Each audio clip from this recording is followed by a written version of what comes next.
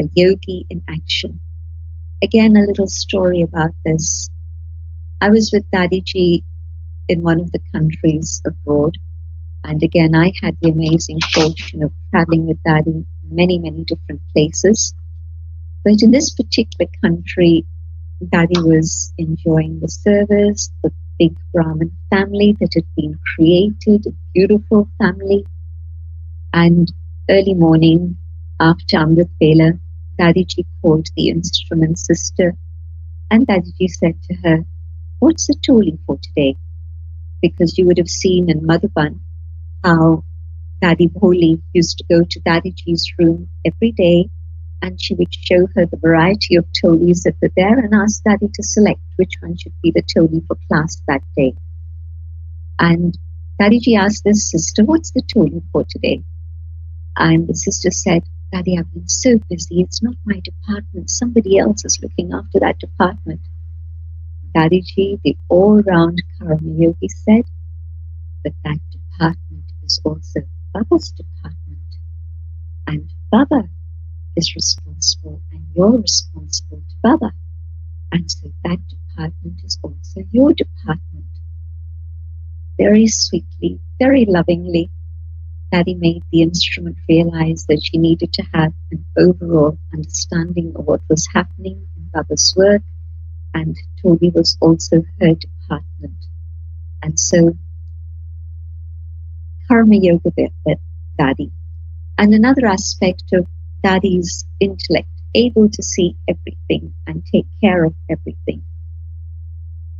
She would ask us sometimes, "Do you know the cost of," remember the finger toli, the missile toli that we used to get from Madhuban and still do?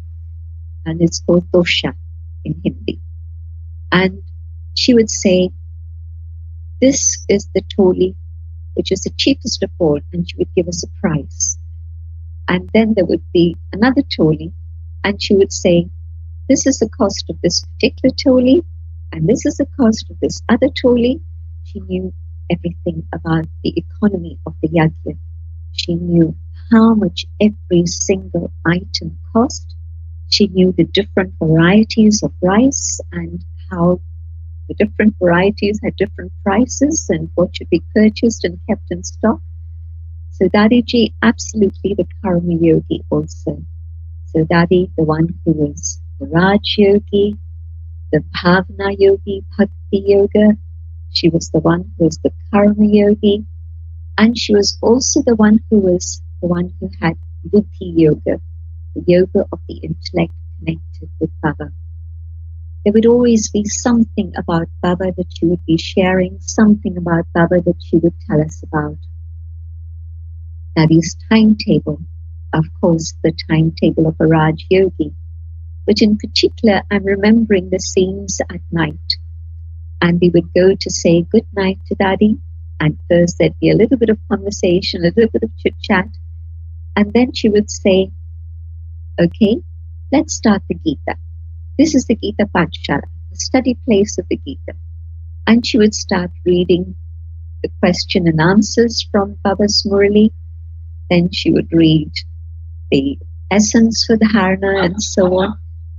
So all of this was going on, and it was amazing. Just incredible to see Dadi through the day so busy, and at night now sharing the essence of the Murli with all of us. Just a handful. How many people could fit into that little room? Not so many. But she was sharing with all of us. Dadi, the one whose Buddhi Yoga was connected with Baba because of her love for Baba, but also her love for Murli. She would read the Murli at night. She would read the Murli in the morning again. She would read the Murli in class. And she probably would have read the Murli in the afternoon if she'd had the time. And so Dadi, in Dadi's awareness, just the jewels of knowledge moving around continually. The proof of Dadi's yoga capacity. Dadi, with Baba's remembrance, was able to feel what it is each soul needed and was able to give them whatever it is they had needed.